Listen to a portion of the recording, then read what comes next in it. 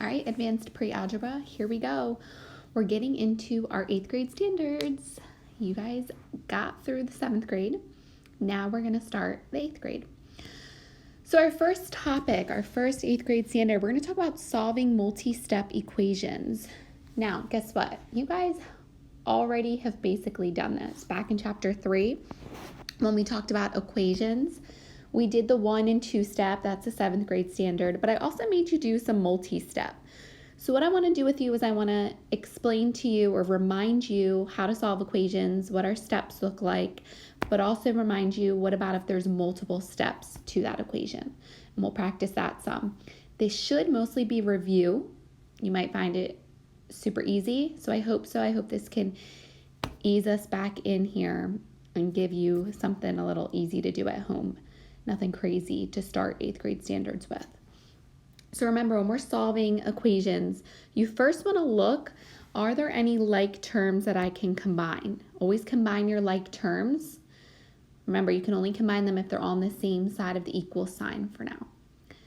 And then once you've combined your like terms, you're going to use the inverse operations or opposite operations to isolate the variable.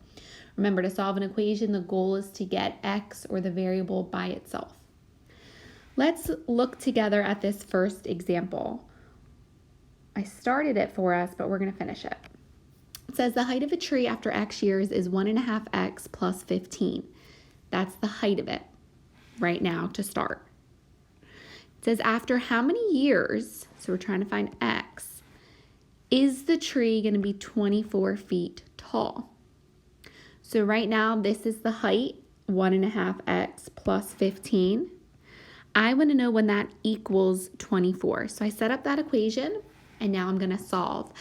Let's remember, we can see my first step here. All I did so far was the first step. I got rid of my addition or subtraction. So I got rid of that plus 15 by minusing 15 from both sides.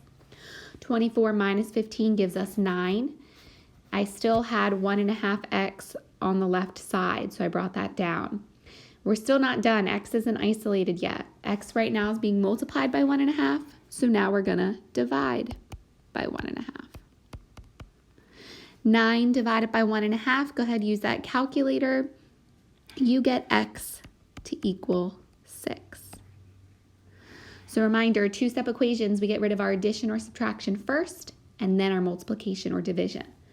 So it's gonna take 6 years for the tree to reach 24 feet tall.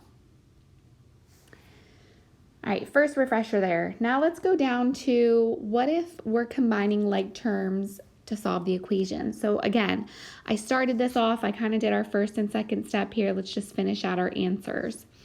So it says solve 8x minus 6x minus 25 equals negative 35. 8x and a negative 6x are like terms, so I subtracted them and got 2x, brought down the rest of my equation. Now I got rid of that minus 25 by adding 25 to both sides. These have different signs, so I subtracted them. I got 10, and then I took the sign of the larger number, so it is negative. X is still not alone. I have to divide by 2 still, so now x is going to equal, when I have negative 10 divided by a positive 2, x is going to equal negative 5. Remember, different signs, it's negative. All right, what I would like you to do now, it's your turn, your practice. I want you to pause the video, write down these 2 equations, whether you have the notes printed out and are writing on them right now, or you just have scrap paper in front of you, hopefully, taking some notes down. Either way, grab some scrap paper, go ahead and solve each of these equations. Write it down and then solve it. When you're done, go ahead and play the video. We're going to go over the answers. So go ahead, pause. All right, welcome back. You solved both of those equations. Now let's go over the answers. On the first one, you should have added 9 to both sides first and then divided by a half. Now remember, dividing by a half is the same as multiplying by 2. So that's what I did on both sides. So now negative 16 times 2, you should have gotten negative 32 as your answer here. Second one, you can see you should have gotten n to equal -1/2. Maybe you wrote it as a fraction. Either way works. Okay, combine your like terms. A -4n and a -8n should have given you a -12n. You then subtract 17 from both sides. You get 6, and now divide by -12. 6 divided by -12 equals that -1/2. Hopefully that was good practice. Now what I would like us to do is we're going to go to the next page of notes and let's wrap up these examples quickly. We're going to do them together. First one, use the distributive property to solve the equation. So sometimes you're not combining like terms or you're not solving right away. If you see the distributive property, you have to do that step first. And then there's multiple steps from there. So first, let's distribute this 2. Remember, distributive property means we're multiplying. So 2 times 1 gives us 2. 2 times a -5x gives us -10x. We still have that +4, and it all equals -8. Now I'm checking, are there any like terms? Well, yeah, I see a 2 and a 4. I can combine those to give me 6. Still have my -10x term, and it all still equals -8. Now let's solve this. I'm going to subtract 6. I still have -10x equals, and I have -8 and a -6 will give me a -14. Remember, keeping your signs with everything. Divide by -10, a -14 divided by a -10 gives us a +1 4/10. Guys, another thing I want to remind you of real quick, and you could have done them in the previous problems as well. If you're unsure of your answer, you can always check yourself. Remember, plug it back into your original equation, replace x with that value, and see if you get the correct answer. So you can always check yourself. All right, let's do this next one together. Use the table to find the number of miles you need to run on Friday so that the mean number of miles run per hour is 1.5. So these are your miles. I want to know what I have to run on Friday so that I have a mean number of miles of 1.5 per day. Guys, think about it. How do we find the mean? What do we do again to find mean? I'm kind of thinking back to chapter 10. We did a lot of mean, IQRs, MADs, things like that. Mean, if you remember, we're going to add up all of our miles and divide by how many there are. So you add up all your numbers, divide by how many there are. So let's set that up. I'm adding 2 plus 0 plus 1.5 plus 0 plus that x, that unknown day for Friday. Now divide by how many miles or days did you run? Well, Monday, Tuesday, Wednesday, Thursday, Friday, that's 5 days. I want to know when this mean is equal to 1.5. Now we're going to solve for x. What should we do first? Hopefully you're thinking, let's combine all these like terms. Yeah, let's do that.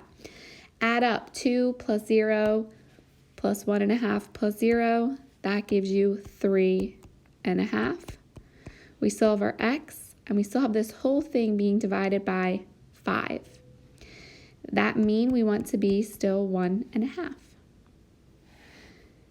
Now, this is where it gets a little tricky. This is where our rules kind of get a little shifted here. We cannot get rid of that plus 3.5. We can't get rid of our addition first here because every term is being divided by 5 here. So I have to get rid of that divided by 5 first, actually. So this is where it gets a little different. So we're going to actually multiply by 5 on each side. That gets rid of our divided by 5. So now I have 3.5 plus x equals, now go ahead and do 1.5 times 5. You should get 7.5. Now finish solving to get x by itself. X should equal 7.5 minus 3.5 gives you 4. So you need to run 4 miles on Friday to have an average of 1.5 miles per day. All right, You guessed it, it is your turn. What I would like you to do is pause the video, read this problem here. You're finding the mean, or it's telling you if I want a mean score of 90, what do I have to get on my fourth test to get that mean? When you're done, go ahead and play the video. We'll go over this answer here. All right, welcome back. You tried this problem. Let's see if you're right. Remember, mean, add up all of your values here. Really shouldn't have used black. Add them all up. So we have 88 plus 92 plus 87 plus whatever your fourth test is going to be, divided by, you're going to have 4 tests. We want the mean, or you want the mean to be 90. Go ahead, combine all your tests. You should have gotten, when you add those together, 267. Still divided by 4 equals 90. Remember, you can't get rid of that plus 267 yet. We have to get rid of our divided by 4 first.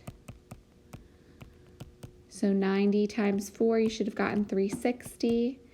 Now you may subtract.